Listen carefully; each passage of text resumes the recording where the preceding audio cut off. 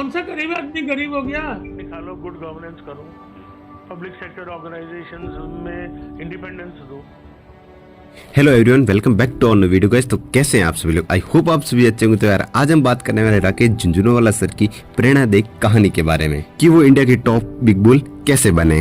I hope इस video से आपको बहुत कुछ सीखने को मिलेगा। तो आप यदि हमारे चैनल पर नए तो चैनल को सब्सक्राइब कर दीजिए और वीडियो को एंड तक बने रहिए। तो चलिए शुरू करते हैं।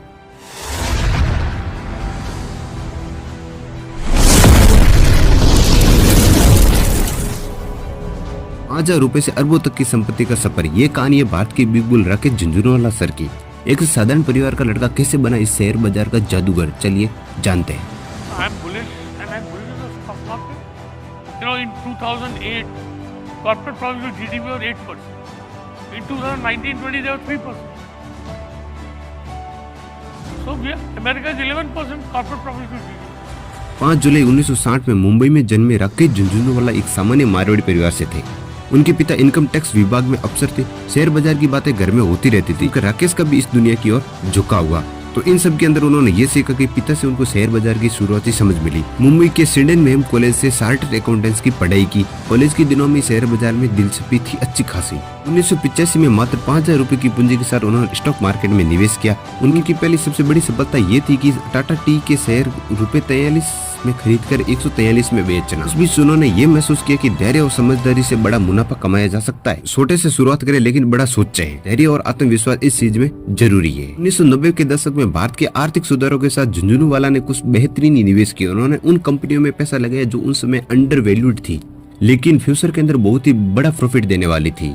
और इनमें से टाइटन उनकी सबसे बड़ी सफलता थी। और क्रिसिल, लुपिन और स्टॉक जैसी कंपनियों में उन्होंने बहुत ही अच्छा खासा निवेश करके प्रॉफिट कमाया। और उनकी सबसे स्ट्रॉन्ग रणनीति ये थी कि सही समय पर खरीदना। झुंझुनवाला की सफलता का सबसे बड़ा कारण ये था कि दूरदृष्टि और धैर्य। वे भारत के उतार चढ़ाव से नहीं घबराते थे बल्कि इसे अवसर के रूप में देखते थे। मुख्य सिद्धांत ये थे कि अच्छे शेयर खरीदो और धैर्य रखो। शेयर बाजार में भावनाओं से नहीं दिमाग से काम लो और अच्छी कंपनियां हमेशा अच्छा ही रिटर्न देती है। ये कुछ उनके मुख्य सिद्धांत थे। और समय के साथ राकेश झुंझुनवाला सिर्फ एक निवेशक ही नहीं बल्कि एक आइकन बन गए। और वे इन्वेस्टर को सही मार्गदर्शन देने लगे और समाज के अंदर बहुत ही अच्छा एक योगदान देने लगे। और उनके कुछ अन्य क्षेत्र जैसे अकाया एयर, भारत की नई एयरलाइन और अस्पताल और स्कूल की समाज सेवा में उनका अच्छा खासा योगदान है। I am very bullish on the hospital space also. You know, health is a very important element. And if health insurance goes up, hospital utilization will go up. And it's very difficult to build hospitals. And, you know, to run them. लेकिन 14 अगस्त 2022 को भारत ने एक बहुत ही बड़ा investor खो दिया। लेकिन उनके विचार और निवेश की समझ हमेशा लाखों लोगों को प्रेरित करती रहेगी। लेकिन उनसे हमको बहुत कुछ सीखने को मिलता है, जैसे कंपाउंडिंग की शक्ति को समझे, सीखते रहे और धैर्य बनाए रखें। भारत अवसरों से भरा देश है, समझदारी से इन्वेस्ट करें। हमारी तरफ से उनके कुछ अंतिम शब्द ये है कि दिग्गज कभी मरते नहीं, वो अपने विचार और प्रेरणादायक कहानियों के रूप में अमर रहते हैं। भारत का बिग बुल हमेशा याद रहेगा। आई नो गाइस, वीडियो बहुत ही छोटा था लेकिन कहानी बहुत ही बढ़िया और बहुत कुछ सीखने को मिलता है इससे।